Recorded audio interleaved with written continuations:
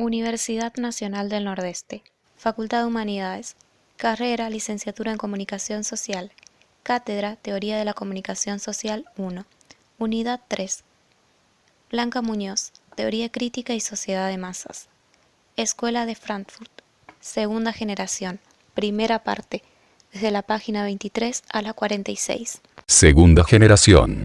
De una manera convencional, se puede fechar el paso de la primera generación a la segunda generación de la Escuela de Frankfurt, a partir de la muerte de Max Horkheimer en 1973. Fecha esta que coincide con un cambio profundo y sustancial de la sociedad de capitalismo postindustrial. La crisis del petróleo conlleva un giro determinante en relación a los logros sociales, que el estado del bienestar, articulado sobre un modelo económico keynesiano, representaba desde finales de la Segunda Guerra Mundial. Esta situación explica, en gran medida, el interés que los continuadores de la teoría crítica van a tener por los nuevos procesos económicos, sociopolíticos y culturales, solo que ahora se hace imprescindible la revisión epistemológica y metodológica de las grandes herencias teóricas, que habían sido el fundamento de la primera generación, Hegel, Marx y Freud. Así, pues, la obra de Max Weber entra como referencia básica a la hora de poder comprender globalmente las estructuras sociopolíticas de lo que Habermas denominará como capitalismo tardío, esto es, el capitalismo que requiere la intervención del Estado, como gran regulador y mecanismo más de los procesos económicos de beneficio privado y sus leyes de oferta y demanda.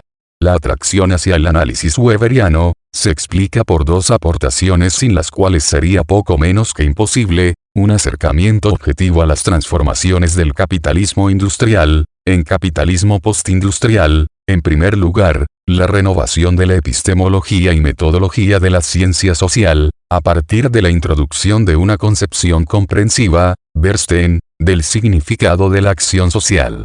Significado, en el que los valores forman parte determinante para entender no solo los fenómenos sociopolíticos sino, a la vez, los de índole cultural e ideológica.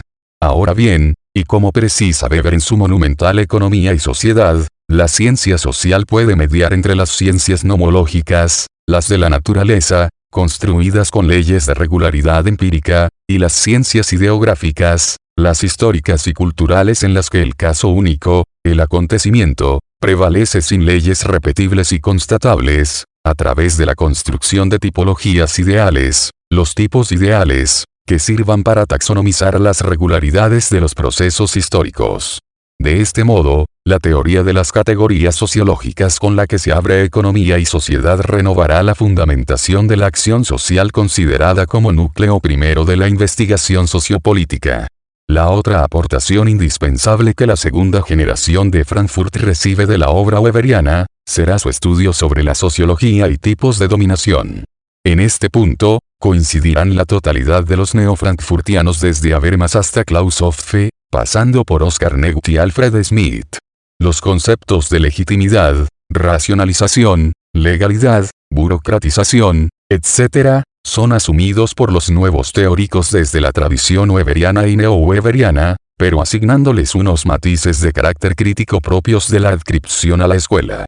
Por consiguiente, el tema de lo social se va a examinar desde lo político y, a la inversa, lo político no se desvinculará de procesos sociales y culturales tan característicos del siglo XX como pueden ser la comunicación, la opinión pública o los sistemas de valores colectivos, especialmente a este respecto la estructura ideológica de la postmodernidad.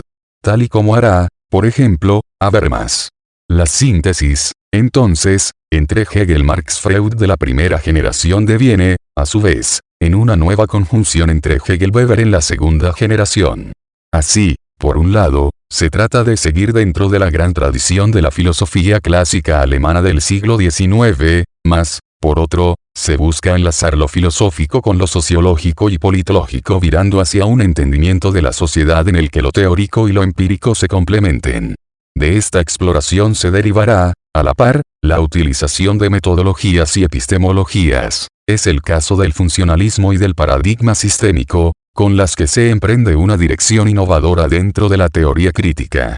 Se podría decir, en consecuencia, que la segunda generación, compuesta por nombres tan relevantes como los de Jürgen Habermas, Klaus Hoffe, Oscar Necht, Alfred Smith y Albrecht Bellmer, se va a distinguir de los fundadores del Instituto para la Investigación Social, fundamentalmente por su innegable investigación multiparadigmática.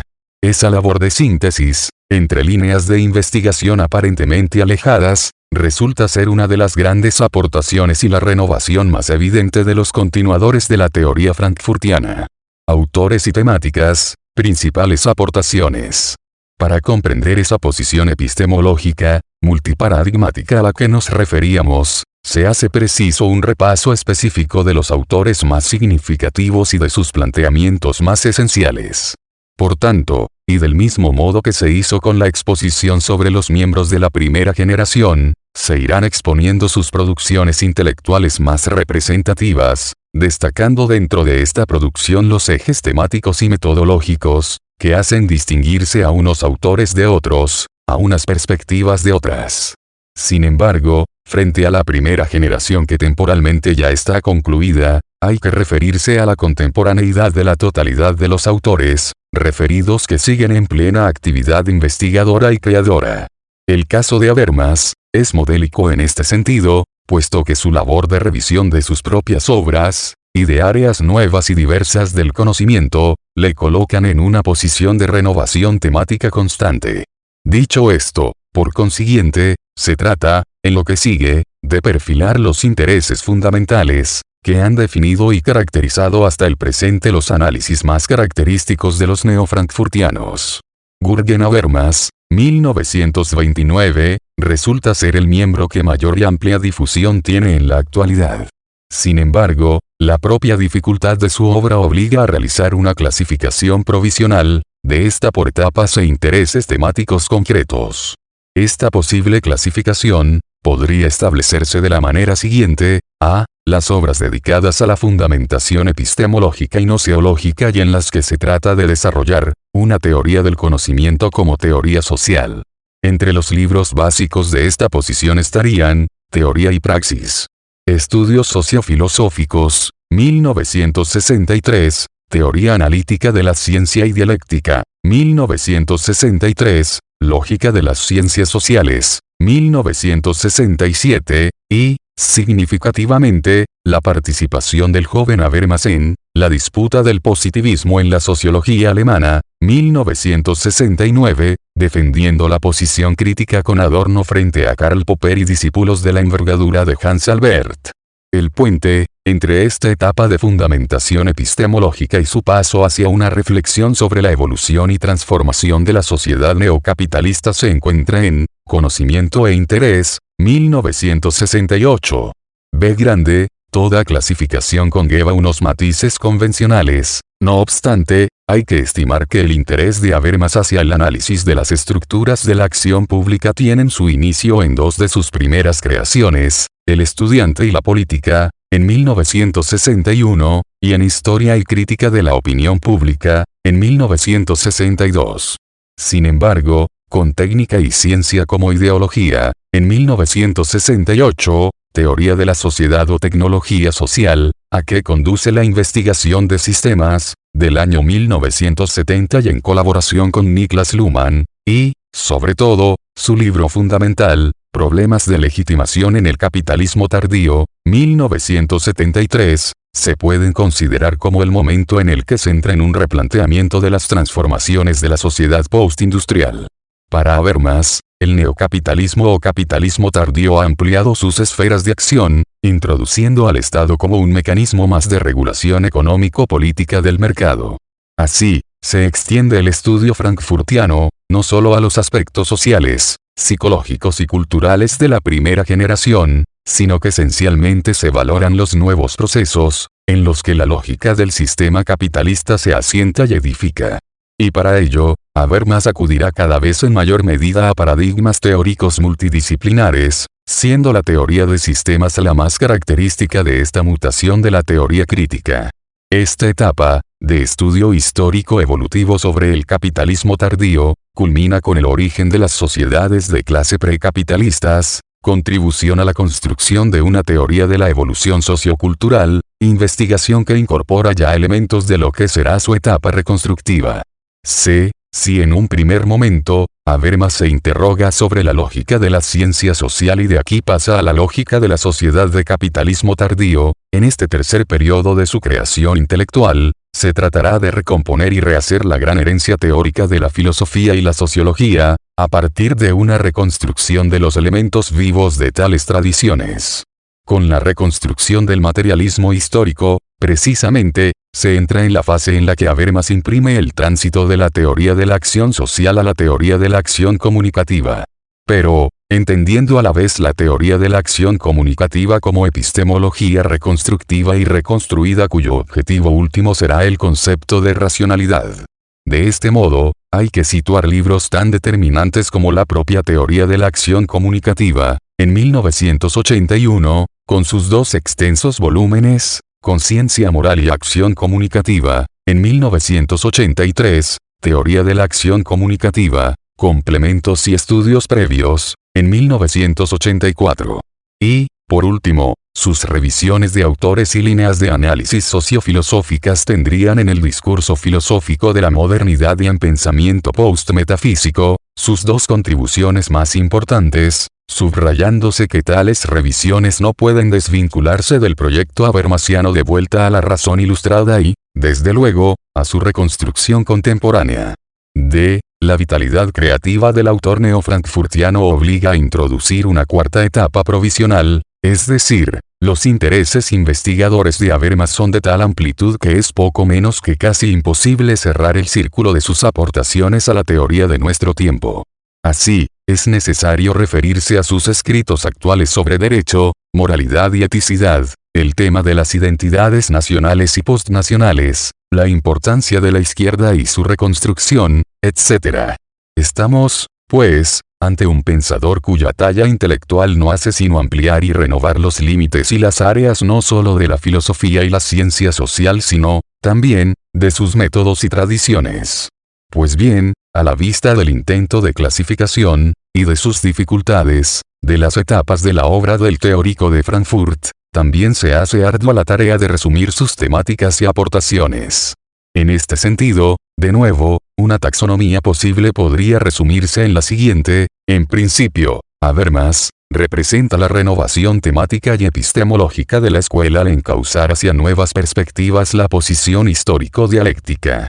Esto se percibe ya desde sus primeras obras, ya citadas, y en la participación temprana con Adorno, en la polémica que vuelve a situar el debate sobre el método de la ciencia social. Esta preocupación, en consecuencia, pasa a ser el núcleo de su búsqueda de armonización, entre teorías diversas y cuya finalidad no será sino ese afán reconstructivo, con el que el materialismo histórico tiene que enfrentarse en el continuum, tan hegeliano, entre historia y racionalidad. De ahí que lo que Habermas desarrolla como ciencia reconstructiva no deja de ser una orientación hacia la problemática del nuevo asalto a la razón de una ciencia dirigida por intereses instrumentales, definidos, estos a partir del concepto de Horkheimer y Adorno en su denuncia de una racionalidad instrumental que altera medios y fines en aras de acciones cuyo objetivo último es la irracionalidad y la irracionalización social y colectiva. Por consiguiente, la distinción habermasiana entre ciencias empírico-analíticas cuyos intereses son de carácter técnico, ciencias histórico-hermenéuticas con intereses prácticos y contenidos cientifistas, y ciencias sociales críticamente orientadas y que presentan un interés emancipatorio, sitúan a la razón crítico-dialéctica en el camino de un acercamiento a la realidad práctica concreta. Y esa realidad práctica concreta no deja de ser sino el neocapitalismo corporativo. De esta forma, Habermas baja del reino de la epistemología y de la gnoseología al mundo de la sociología y de la política. La síntesis filosociológica del autor crítico, recuerda el perenne y continuo trabajo con las obligaciones y responsabilidades de la teoría hacia los habitantes de la caverna. Solo desde ese entendimiento, de una búsqueda por ampliar los límites de la teoría crítica, se entienden sus investigaciones sobre el capitalismo tardío. Sin embargo, el hilo conductor entre unos escritos y otros se resume en una preocupación por descubrir las tendencias, tanto metodológicas como sociales y políticas, que conducen a una quiebra y crisis de la racionalidad, definiendo bajo el concepto de racionalidad la constituida por la Ilustración y reformulada por el pensamiento histórico dialéctico. Por consiguiente, el eje que va desde historia y crítica de la opinión pública hasta problemas de legitimación en el capitalismo tardío, tiene que plantearse como una teoría de la crisis. Pero de la crisis y desestabilización, de un modelo histórico de progreso social y humano propugnado por el pensamiento clásico ilustrado. En consecuencia, los estudios sociopolíticos de Habermas se centran en los problemas que el paso del capitalismo liberal a capitalismo planificado origina, y, especialmente, desde el punto de vista de las relaciones entre racionalidad, irracionalidad, legitimidad, deslegitimación y autonomía personal o colonización del mundo de la vida. Siguiendo el modelo de subsistemas sociales, tomado por Klaus Hofe de la teoría sistémica, Habermas expone los cambios del capitalismo, en su fase de postindustrialismo tardío, a partir de los problemas que surgen cuando el sistema asume la planificación político-administrativa no solo de la economía de beneficio privado, sino esencialmente de carácter cultural ideológica. Es en este punto, en donde se radicalizarán los problemas de legitimación del capitalismo tardío, ya que se tendrán que compensar el déficit de legitimación económica, social y política del sistema mediante una acción, cada vez más profunda y soterrada, de planificación administrativa y persuasiva de lealtad de las masas. Como ya se analizó, en la teoría de la crisis, el neocapitalismo que utiliza al Estado y sus subsistemas político-administrativos para gestionar los fenómenos de una crisis desplazada desde las instancias económicas, hacia las políticas y culturales, precisa reconducir a la fuerza sus sistemas de valores y, en concreto, el sentido de universalidad propio del Estado de Derecho y de bienestar. De esta forma, se tendrán que reajustar las expectativas y motivaciones colectivas mediante un debilitamiento de tradiciones culturales e intelectuales y de modos de vida en los que la autonomía física y psíquica se planteaba como objetivo básico. A ese debilitamiento de la concepción ilustrada lo denominará Habermas como colonización del mundo de la vida, es decir, se subjetiviza al sujeto y a la colectividad en un estrecho ámbito que, sin embargo, es encauzado por los medios de comunicación de masas y sus modelos y esquemas de creación de opinión pública, así como por el consumo serializado de objetos que, como afirmarán los analistas de la cultura de masas, asignan un falso estatus de movilidad colectiva.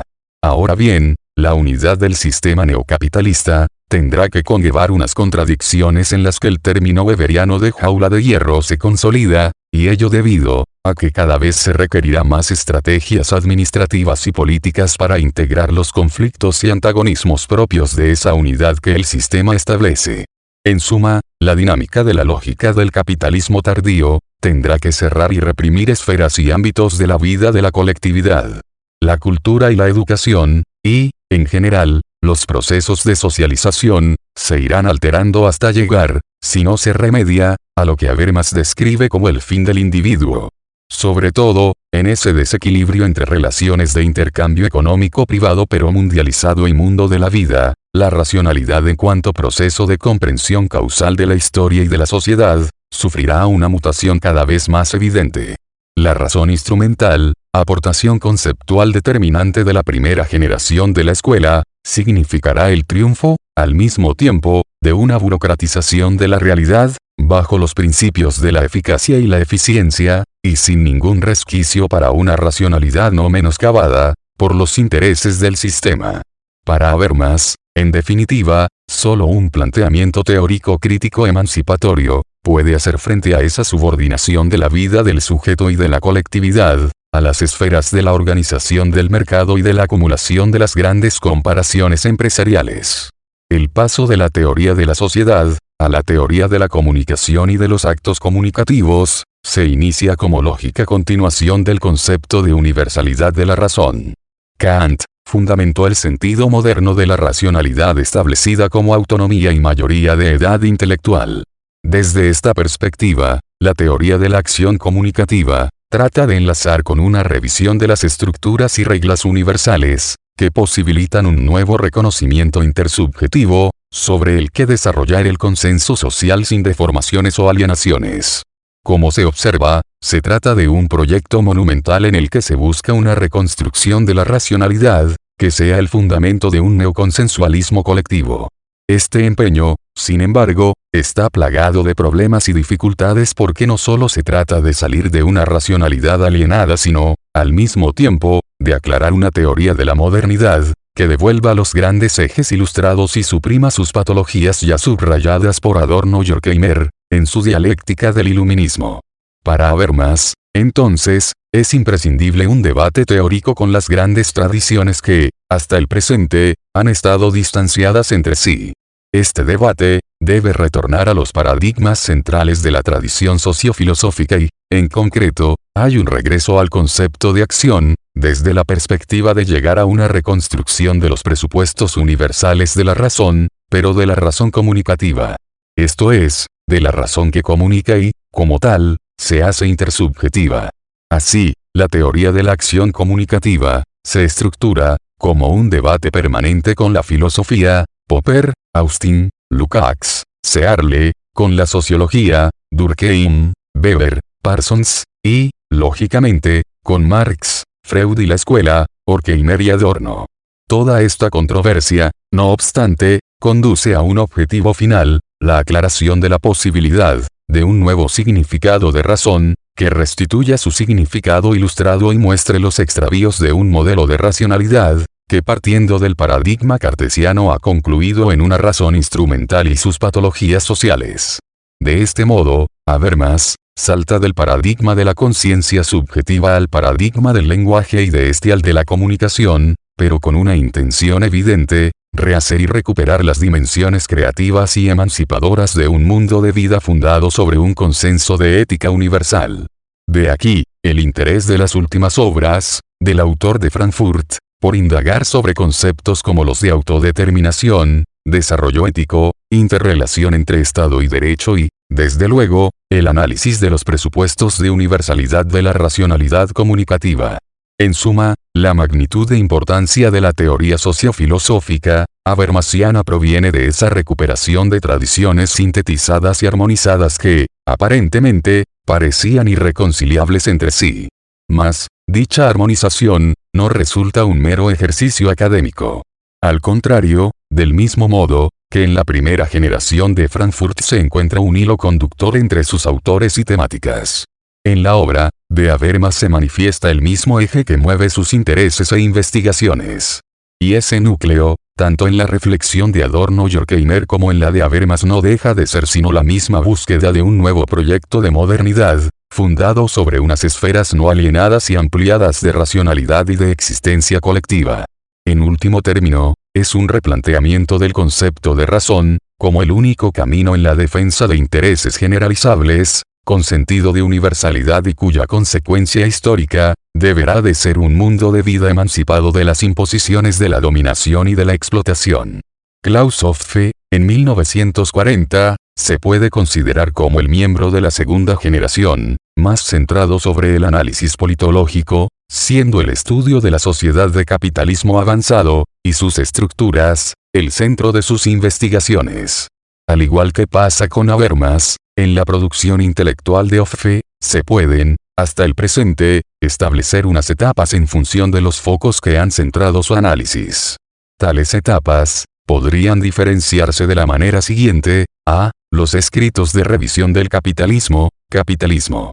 Analizar la autointimidación, en 1968, gobiernos políticos y estructuras de clases, en 1969, problemas estructurales del Estado capitalista, en 1972, tesis sobre la justificación del concepto Estado capitalista y sobre la investigación política materialista, en 1976, ingobernabilidad.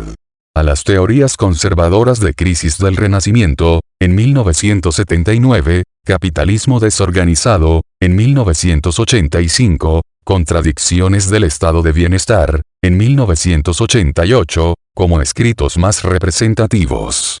B. Grande, los estudios sobre la formación y procesos de crisis y gestión de crisis, en 1973, consideraciones e hipótesis sobre el problema de la legitimación política, en 1976, irrelevancia práctica de las ciencias sociales como ciencia de crisis, en 1976, aunque este es un tema constante en el resto de artículos y libros de Hoffe. C. El análisis propiamente politológico, Reforma de la formación profesional. Un estudio de caso de política de reforma, en 1975, nuevo cliente climático conservador, en 1978, partido competitivo e identidad política colectiva, en 1980, y cultura política y política de gobierno socialdemócrata, en 1981, como estudios más característicos. D. El replanteamiento de las dinámicas socioeconómicas y, en especial, de la organización y sociología del trabajo, principio de logro y trabajo, en 1970, y organiza tu propio trabajo, en 1990. Por último, las preocupaciones teóricas actuales de Hoffe, se han centrando en el proceso de reunificación de Alemania y en concreto, en el nuevo rumbo de la izquierda ante los cambios históricos sucedidos, en la década de los años 90, el túnel al final de la luz. Explorando la transformación política en el Nuevo Oriente, en 1994. De este modo, la obra de Klaus Hoffe, se articula sobre tres temáticas específicas: la revisión del capitalismo contemporáneo, la crisis de los partidos políticos y la aparición de los nuevos movimientos sociales, y las contradicciones del estado del bienestar, ante el reajuste y cambio de las estructuras del sistema en su conjunto. Por consiguiente, Hoffe se propone una investigación, con un objeto muy definido, la transformación del neocapitalismo y, sobre todo, el estudio de los mecanismos que consolidan y aseguran este modo de organización económica, social y política. En consecuencia, la revisión del capitalismo contemporáneo se va a enfocar, no obstante, desde una perspectiva netamente frankfurtiana, es decir, desde las contradicciones y procesos de crisis, de este modelo de sociedad. Para el autor de Capitalismo desorganizado desde un punto de vista teórico, la sociedad capitalista se fundamenta, en el principio del intercambio. Pero la relación de intercambio, depende de una forma necesaria e inevitable de la administración política y de la administración legal, aunque esta dependencia también se produce a la inversa. Ahora bien, en este tipo de sociedad, la crisis como efecto que genera acontecimientos puede producirse en, o por, la relación de intercambio, o por, las administraciones, políticas y legales. Para Hoffe, los principios organizativos político y legal tendrán dos posibles posiciones, frente al principio de intercambio: estructurarse según las necesidades económicas del Estado, o proteger a la esfera económica, evitando influencias en un principio no deseadas. Sin embargo, la crisis provendrá de los efectos, que dificultan la separación entre economía y política y legislación. Hoffe subraya, que la sociedad capitalista se articula sobre su capacidad para crear plusvalías. De este modo, aquello que no produce o ha dejado de originar plusvalías es un lastre, siendo asimismo un lastre, lo que pone en peligro la creación de plusvalías.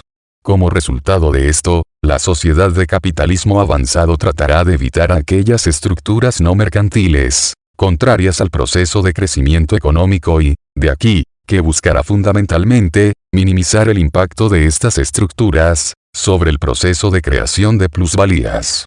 Mas, el desarrollo de la sociedad industrial capitalista, produce fenómenos de origen no capitalista, y esto lleva a la exclusión de estructuras no mercantilistas. En el mercado laboral, por ejemplo, los diversos sectores del sistema capitalistas como son, el sector monopolio con alto grado de organización, el sector competitivo con competencia en precios, trabajo no organizado sindicalmente y fuerza laboral dependiendo de subsidios, el sector público, en donde el trabajo es pagado con presupuestos y predominan los principios administrativos sobre los económicos y, finalmente, el sector de fuerza residual, cuya existencia se mantiene mediante asignaciones oficiales, nos indica el alto grado de desmercantilización y, a la par, la cada vez mayor dependencia del subsistema político y administrativo.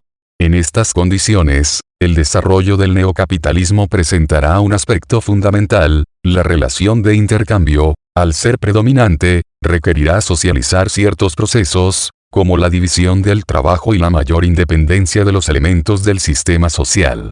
Así, el poder administrativo y legal tendrá que asumir mayor relevancia para controlar los conflictos derivados del intercambio, con lo que tendrá que estructurarse cada vez más científicamente según las necesidades del neocapitalismo.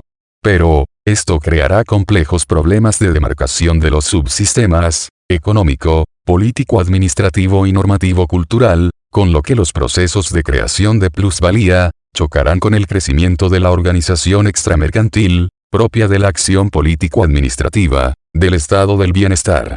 La crisis, entonces, surge de la búsqueda por reprivatizar esos subsistemas. El Estado capitalista tendrá que intentar reconciliar la economía privada con las actuaciones sociales derivadas de esta. Del mismo modo, el sistema político tendrá que procurar la lealtad de las masas, intentando un equilibrio entre economía y sociedad. Mas, las contradicciones llegan cuando la solución de un problema en un subsistema afecta negativamente a otro.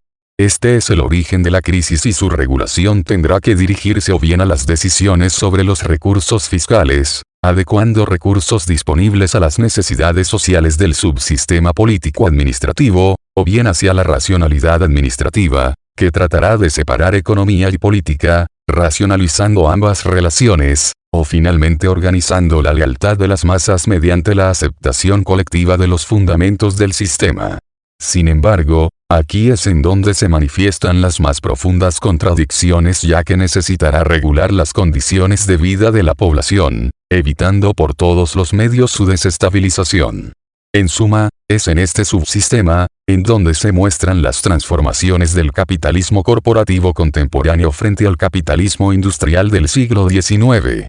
Tanto para Hoffe, como para Habermas, las estructuras de socialización son las que reciben la acción de un complejo grupo de instituciones multifuncionales, cuya finalidad será la adaptación e integración de las masas a los imperativos de la reprivatización económica.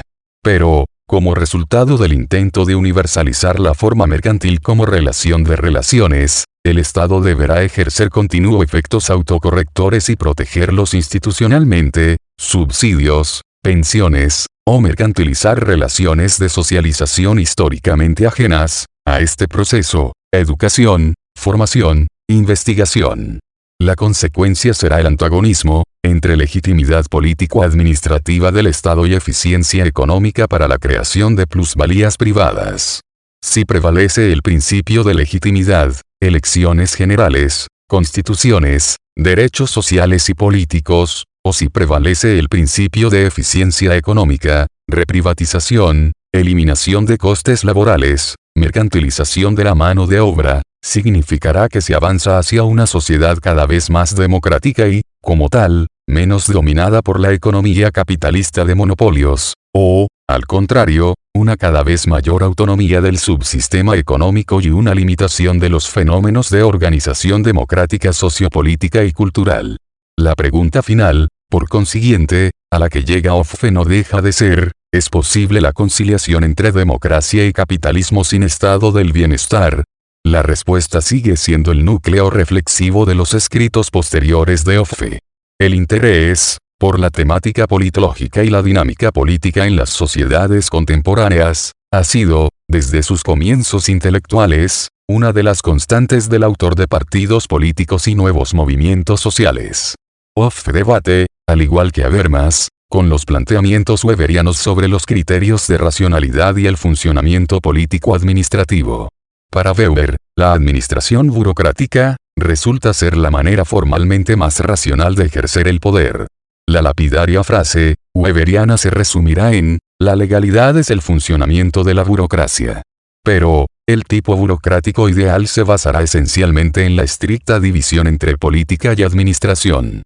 La interrogación, empero, de este poder burocrático ideal definido por Weber es si sigue siendo racional, en el sentido de responder a las exigencias y necesidades funcionales de una sociedad capitalista, industrialmente desarrollada. Y ello porque, cada vez en mayor medida, la realización de esas exigencias depende de la acción de la administración estatal.